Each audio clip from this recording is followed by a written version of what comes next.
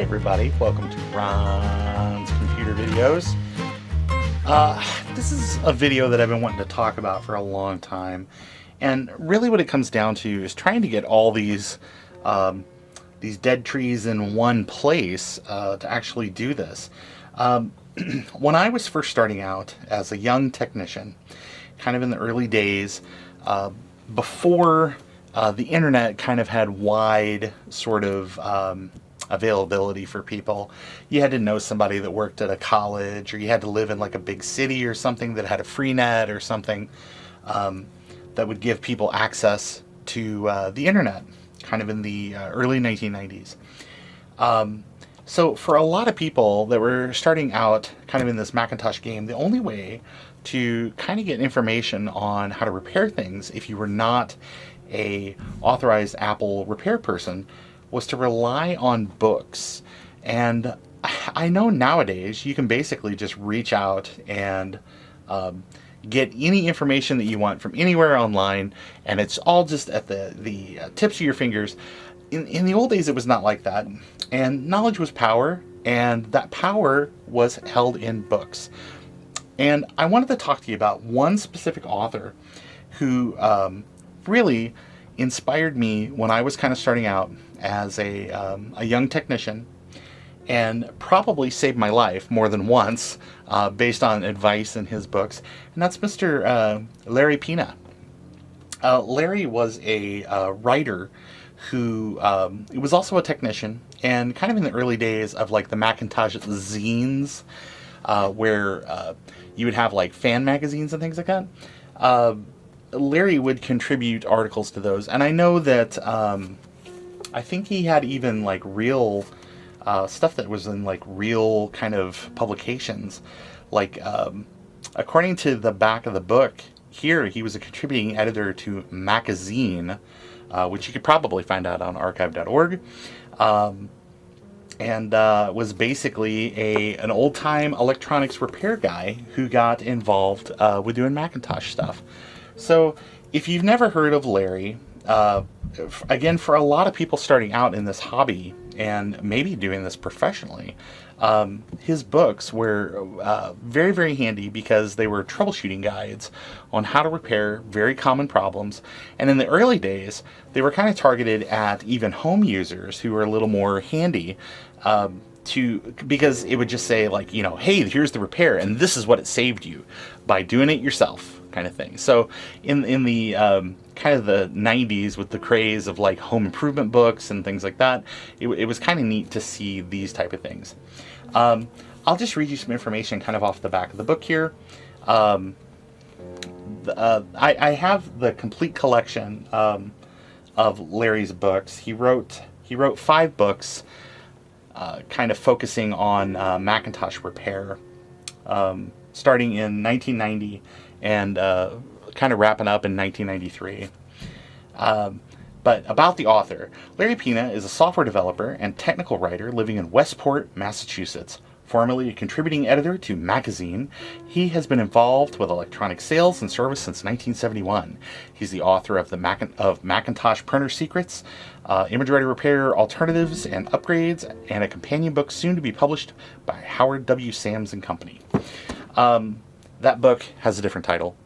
They were kind of selling it as best they could, I guess. But let's go ahead and let's flip through a couple of these books, and we'll talk about kind of the time period where they came out and the things that they cover. I've got the regular cam over here, and I got a document cam up here. So hopefully I can cut some footage back and forth so you guys can actually kind of look in the books as we go through them. Now, of course, nowadays, with the, sort of the free exchange of information, a lot of these books are available online. You can probably read them on archive.org, or if you were to Google the titles, you can probably find a PDF copy. But there's something special about having these books, especially if you're from a certain era, where, again, the only way to get this information was to have the book. So, and some of these books were kind of pricey at the time. Like this, his inaugural work, Macintosh Repair and Upgrade Secrets, for models 128K through Macintosh SE. This was according to the back here, it was $33, and that's in like 1990 money. So anybody that wants to do the inflation calculation on what this book cost can probably do that. Now, as a bit of a added bonus, Larry did write a test pattern generator for early Macintosh computers. So if you were trying to dial in the CRT and kind of get your test patterns and everything correct, he included the disk with it. So like a lot of these books kind of did back in the day, where they'd include shareware programs or things like that. But no, this was something that Larry wrote himself. So let's go ahead and we'll talk about, I'll push the pile aside. Let's go ahead and talk about Macintosh repair and upgrade secrets. And I'm going to try to kind of keep things in frame for both cameras, but you know, it's sort of a, it's a tough thing to do. So we are just going to do our best, which is all anybody can ask. So again, this was the first book, and this is my original copy. This was given to me by a good friend of mine named Mike Sanders, who I met when I was working for Montgomery Ward in the early 1990s. He was kind of a cool guy that would breeze through. He worked for Huffy. He would do, he'd like assemble bikes and things like that. And eventually he went to work for the electronics repair shop that was inside the store. And just over time we got to be kind of friends, and we're still friends today. So the book itself, something that you'll kind of notice, this is, according to the cover here, this is the first edition, second printing. So, you know, people that collect the books and are looking for first editions and stuff, you know, this is probably not the most, quote, valuable version. But the preface here at the front also has some information. It doesn't say on the front cover. There's also some information in this book about how to repair some basic problems on the Lisa or the Mac XL. I don't know if it gets into any kind of servicing on Twiggy drives, but I could swear that maybe it does. And also, there are all manner of different things that you can kind of search through in here with like troubleshooting sheets. And it's really nice because it actually kind of goes as far down as saying like, oh, you want to check this chip or check this circuit path. It doesn't go into every little possible detail, just because it would be kind of impossible in those days to do that. Now, something that people that are fans of these old kind of technical books will immediately recognize is the photographs and the drawings and things like that. I can't remember what they originally drew all these little technical drawings and stuff in, but it is very made on a Mac, this book. So it's some of those early like Mac Paint or something like that, or Aldus for layout or whatever. But basically, there's of course there's all that information that you always see, just about kind of the base machines. Again, there's a lot of black and white photography in this, which was very, very handy in those days to kind of figure out exactly what you were up against. It's really great because, you know, digital multimeters were kind of maybe expensive still at that time. So I remember at Ward's that we still had analog multimeters on our on the stations back there for working on things. So there are basically preliminary checks, and there's information and of all things screenshots, which probably was no small feat back in those days. But the kind of the neat thing, I'll spin through here.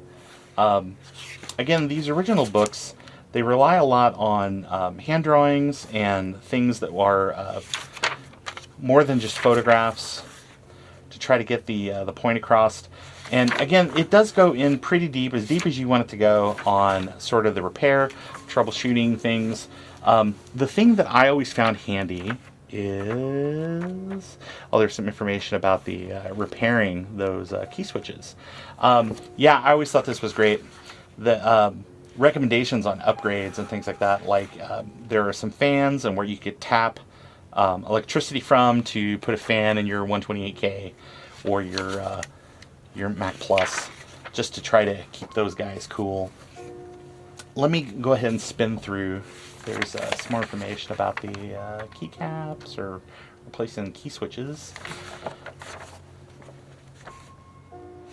I might be misremembering something about this book, but yeah, there's some good information in here about the Lisa, the Mac XL, kind of identifying different parts, different versions of the power supply. Let me see. Is it in this book? This may not be the right one that I was thinking for the troubleshooting guides, but this was immeasurably handy back in the day. Just some basic circuit diagrams where you could like troubleshoot the just different things kind of inside the machine. Where if you had a problem with your wiring harness or something like that, where you can track things down. This book, again, was kind of the original thing that kind of kicked everything off. It's got pretty good photographs. It's not going to look... I mean, that doesn't look as good as Recap a Mac, but it's not terrible. And there was also a nice thing here in the back, which was handy, which has all the information about different parts and things, and where you could kind of source some of that stuff out. So if you were just a regular old person and didn't know where that you could find some of these things, you could reach out, and these companies would probably push you in the right direction. So there's also like parts lists and things like that. That's all pretty handy. So that was the first edition. Unfortunately, I don't have my disc. I don't know what the heck happened to it. It's somewhere lost to time. But this book probably saved me a lot of time and trouble on fixing my own stuff and later fixing other people's stuff. So that's kind of neat. Now, in 1990, Larry came out with a follow-up book that was kind of teased on the back of that one. And this one is called Macintosh Printer Secrets. So if you have ever done any kind of work, and this is very much in the same style, these are both published by Hayden Books. If you've ever done any kind of printer troubleshooting, it can be frustrating, just because you're not just dealing with like electronics and things like that, but there's that mechanical element that kind of makes things tough when you have a print head that's slamming into the platen on your printer and trying to get everything sort of rearranged and get everything sort of straightened out, so that way that when you do print, that you can actually get like decent quality print. And especially if you're trying to do it for a customer or something like that, you know, the expectations are high that this very, very expensive printer that they purchased is going to actually work. But the first part of the book kind of explains a lot of the concepts with printing, and like how DPI works, and how laser printers differ from dot matrix printers in the way that the print shops and stuff are sort of like, you know, built inside the printer. People kind of take for granted now, but like what an amazing thing, like the WYSIWYG, like what you see is what you get sort of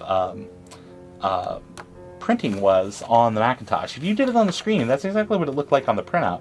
Anybody that's ever used WordPerfect 5.1 and had to remember all those codes and things like that absolutely would appreciate being able to print things on the or not only generate your documents, but also print them out on a Macintosh. Again, the first part of this book very much kind of deals with just kind of the guts of printing, which at the time you could kind of go in and absorb all that. It does take a bit, but it does go through, and there's information kind of about the original image writer. There's information about I think Laser Writer 1 and some other things. Definitely maybe some of the date. What do we have here? Oh man, a receipt. Some of the information about different print heads and things like that. Here's some information showing a distinted striker wires coming out of your print head. That would be bad, because if that drags and catches your ribbon or something like that, you've not only potentially damaged the platen on your printer, but you've also torn up your ribbon. So there's some cool information about print tests and things like that in here as well, that you can use to kind of figure out, you know, kind of tune in your printer as best you can. Information about the Image Writer 2, These ImageWriter and ImageWriter 2 are both 9-pin dot matrix printers, so they're kind of like just draft quality. And you know, when you were in high school or something like that, it's probably not too terrible. You could get away with printing some of those things. If you're one of those people that had a sheet feeder, I'm sure your English teacher really appreciated that you didn't have all the rough sort of perforation kind of at the bottom of your print. But this also has information about the, because there's like a postscript card for, or is it a postscript card? Yeah, I'm pretty sure. Maybe, I don't remember what that's called, where it's the ghost printing or something like that, but there's information about the Local Talk card, or Apple Talk, that Joe actually did an installation video of recently. You gotta flip some dip switches and stuff like that, so that way that it actually will broadcast, or it'll tell the card to broadcast. That was kind of a cool video that he did. If you haven't seen that, check that out, because that's kind of an uncommon, these days especially, an uncommon kind of upgrade. ImageWriter LQ stands for letter quality, so that's a 24 pin. I'm pretty sure it's 24 pin. I can't imagine that it would be like some, yeah, oh wait, oh, look at there. See, again, a wealth of information. I just learned something new from these old books. The ImageWriter LQ model number, is a 27 pin, not 24 pin. Color printer with a 15-inch wide carriage. So the LQ a wider printer than the other one. So this is probably more for business applications, or front office, schools, things like that. But this is kind of a cool book. It does give you some information, some basic troubleshooting, how to repair some things. Again, it doesn't go into absolutely everything, because there's a lot of stuff to kind of cover. Oh, look at that. There's even some information about the old DeskWriter Plus, or DeskJet Plus, rather. Sorry. Yeah, this is a fun little book. I haven't really, I didn't read this one as much. I picked it up. We'll talk about maybe, Larry had this in his last book too, about the mail order sanity, where it's just basically, if you're going to call people, kind of know what you want. Don't ask. Just tell them exactly what you want and get off the dang phone.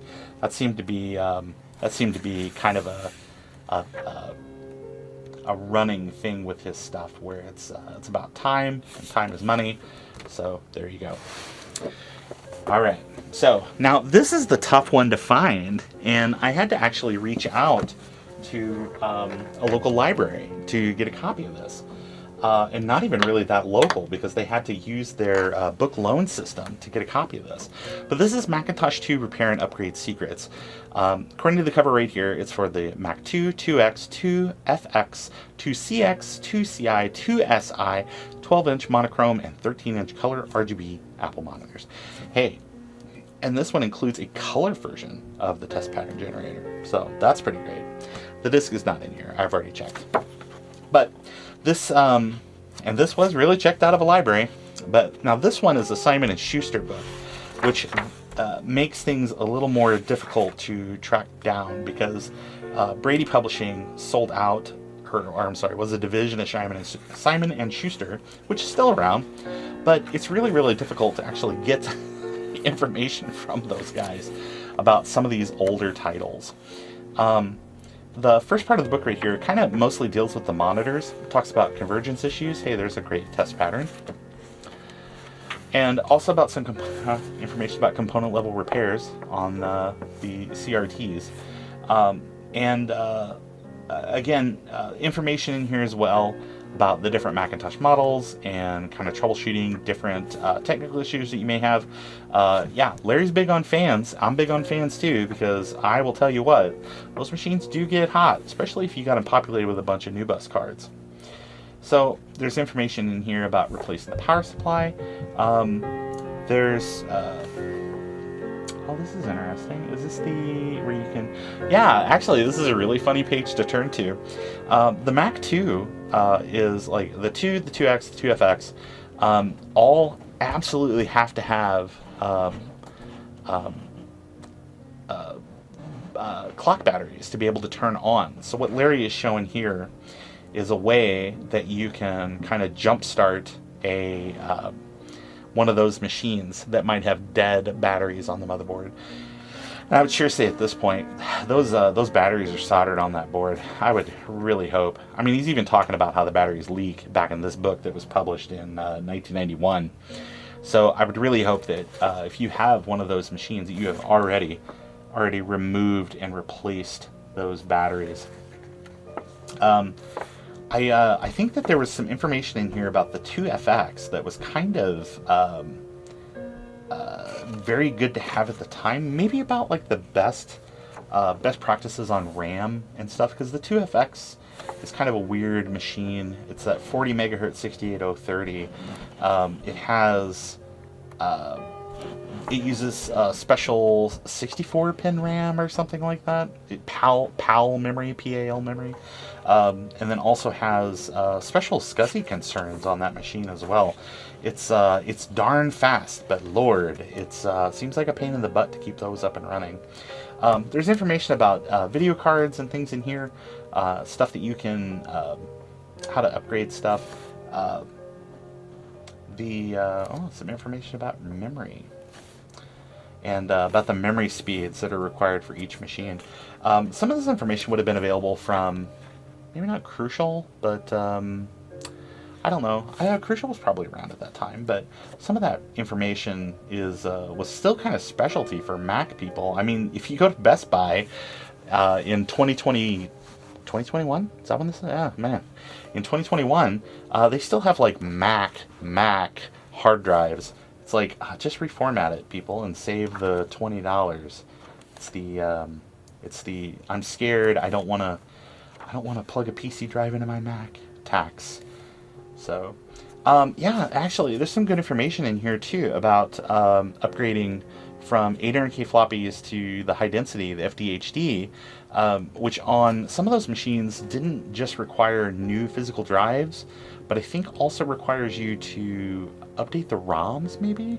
That might just be on some of the other machines, but I don't know that like the original Mac 2 directly supports high density floppies. You had to upgrade the SWIM and maybe the RAM. I don't remember. I know that you can upgrade SEs and things like that, in kind of in a similar fashion. This also had some information. Ooh, SCSI drives and stuff, and setting the old SCSI IDs, and some information on working on the extended keyboard and all that. So that's kind of cool. There's a lot of information. There's some stuff that's always going to be kind of an overlap. Oh yeah, Sun remarketing. There's always going to be a tiny bit of overlap in kind of these books, especially when you're kind of covering those same topics. But hey, there's an updated picture of the author right there. Larry Pina is a software developer and technical writer living in Westport, Massachusetts. He's been involved with electrical sales and service since 1971. Yeah, you gotta update your bio, buddy. It's been a couple years. All right, yeah, no disk, but that'll happen. So, after the Mac 2 Repair and Upgrade Secrets, Larry had a book that was called The Dead Mac Scrolls.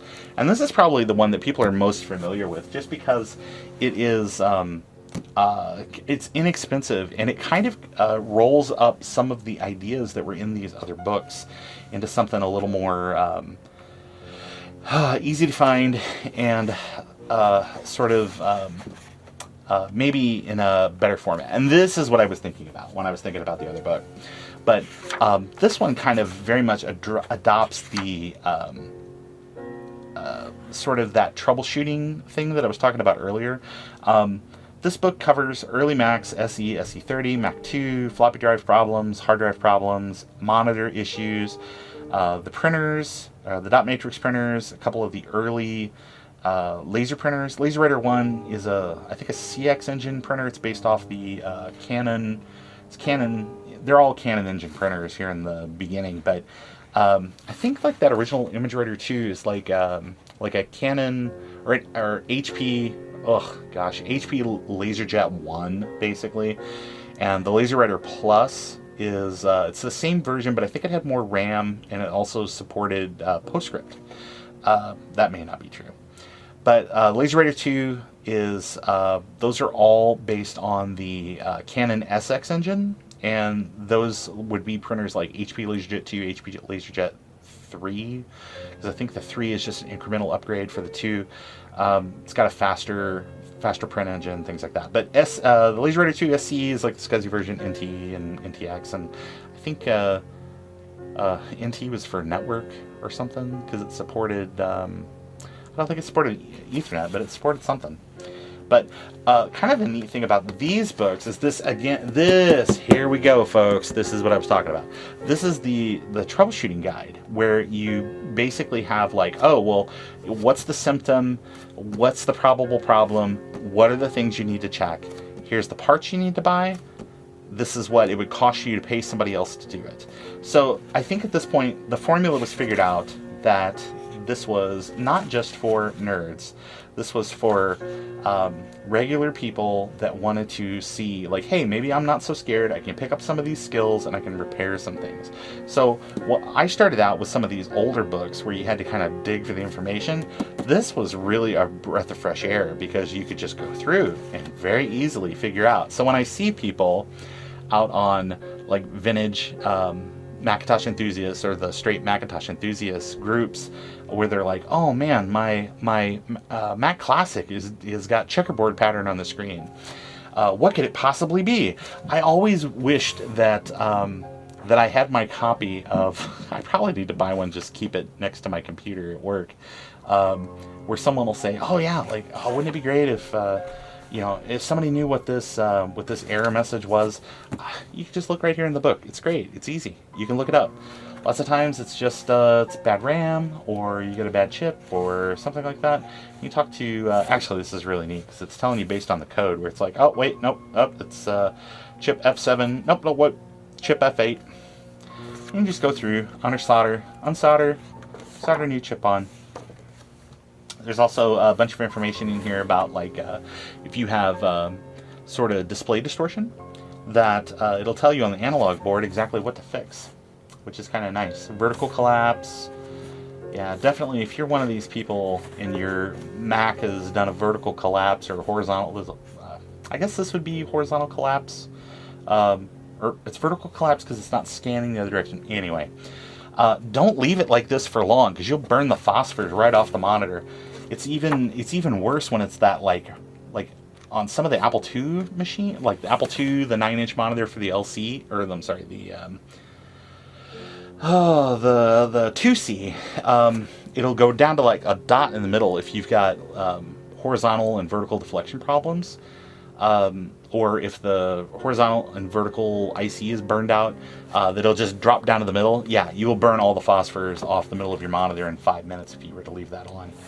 But yeah, there's just a great amount of information here on all kinds of different things. And there's something funny. There's one of these, I think, where he says, he kind of describes the error, that it's like you turn on your Mac 2 and it burps, makes a burp sound, and that means something that I don't remember, but I do remember reading that and thinking it was funny enough to mention it now. But yeah, there's all kinds of great information out here. How to clean your floppy drives. Basically, they say back in those days, they say don't strip out that gear, because if you strip that gear out, your drive is basically done, because you are a independent contractor and can't exactly call Apple to get those things fixed. So, oh yeah, system board out of a Apple scanner. So yeah, there's a ton of information, not just on the Macs, but also on monitors and accessories and things like that. So yeah, these are really, really great books. I cannot recommend them enough. Platen issues, if you've got squished print. Yeah, how to fix. Oh yeah, that's the first thing you want to do. If you have an ImageWriter 2 or an ImageWriter 1 that you have not used in a very long time, and it's been sitting out anywhere where there might be moisture, definitely want to put some WD-40. And this is showing blowing air out, but again, or no, this does say WD-40. Put a couple of drops of WD-40, let it soak in for several hours into the print head, and it'll work that pen back out for you. As long as you don't have a broken pen, which you can visually inspect. There's some print tests that'll stick all the pins out, and then you can just check her own out. Yeah, there's some great stuff, how to do all the test prints and things like that, because the Canon and HP versions of these printers, they just have a test print button. You can just reach in and press it. On the Macs, you have to partially disassemble the case, and you got to reach in there and press a button on the motherboard of the printer to actually make it do the test. That's kind of neat. Probably from when this book was shrink wrapped back in the day, because why would you put this on the shelf? Yeah, $46 US. Yeah. Purchased separately. These two products cost $57, but when you buy them together. And then also there was also always information in the back of the book on ordering parts or other things that the publishers wanted you to do. This book was $32 back in 1982 dollars. Again, this is still a wonderful book today. I would absolutely recommend it to anybody. And then the very last book that Larry published was Macintosh Classic and SE Repair and Upgrade Secrets. This one covers kind of those later machines. It has a very, kind of how you saw the style change with Dead Mac Scrolls. This kind of continues that a little bit, and maybe kind of looks closer to the styling of other things you would see. And we switched back to the illustrations for the pictures and stuff in the book. I think there are just a few regular pictures of things, maybe one or two, but this is probably the easiest to read of the books. There's a lot of great info in here just about anything that you'd want to know, especially about those later machines like the SE30. So tons of stuff to check. Oh yeah, this is interesting information, especially if you want to do it yourself.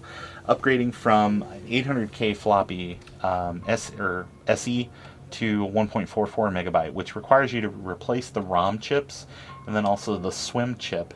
There's a couple different versions of the boards. I think you had to kind of watch which version of the SWIM chip you got. Maybe not. It's been a few years. So, but yeah, basic upgrades and stuff for the SE. Oh yeah, looky there. Something that's missing a lot, especially if you have a dual floppy SE and you want to go, you want to cover up one of the things and put the lens slot in there. Those are kind of tough to find these days if you don't already have an SE that just has one. But there's part 1 basically covers SE, SE30, and then you've got part 2 that kind of covers the Classic 2, and I think they knew right up front that those machines had lots of problems, because they do talk about how ROM issues on the machine, all manner of power supply issues. What a sad... Oh yeah, hey, look at that. Using the Hacko for desoldering SMDs. Yes, in 1983, they had a whole thing about using a hot air station to remove surface mount chips. So this was all very sort of wishful for me back in the day to kind of think about all that. Are they showing? Yeah. Oh yeah. Neat. Not that I could have done very many of these repairs back in the day, but it was neat to know that it was out there. There always seems to be a section about those darn ADB mice. I've never really had an issue with using them. They just take a licking and keep on ticking. So there are information in here. Actually, also, is this the 2GS mouse? No, that's not or the 2GS keyboard. Nope. But it does have information, because a lot of those keyboards use ALPS switches, rather, that are really, really nice. Really, really nice. Oh yeah, there's the Larry's Guide to Mail Order Sanity. So, with a nice index in the back of everything. So, and that was pretty much it. This was the end of the road for Larry's books. And as time kind of went on, a lot of this information kind of moved online, like I was saying earlier.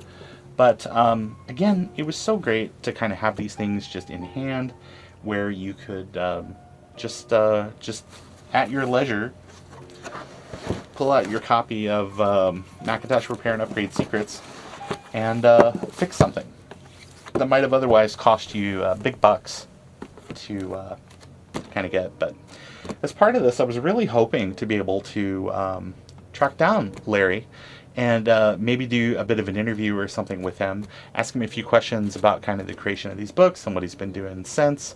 But the trail kind of runs cold. I just did the basic internet detective stuff, and kind of based on where he lived at the time when these books were published, there is a Twitter profile, but it hasn't been updated in years. The picture kind of looks like Larry, but who knows? People change. So if anybody knows Larry, or Larry, if you somehow see this video, it would be really great if you would reach out to me, because I think that you've touched so many people's lives with your knowledge that it'd be really great to be able to kind of get an update and see how you've been. So anyway, everybody have a wonderful evening. Thank you very much for joining me. It's taken me a while to kind of collect up all these books, and then this one I got to get back to the library. Woo! I think it's due sometime in mid-April. So anyway, everybody have a wonderful evening. Thank you again, and Apple II forever.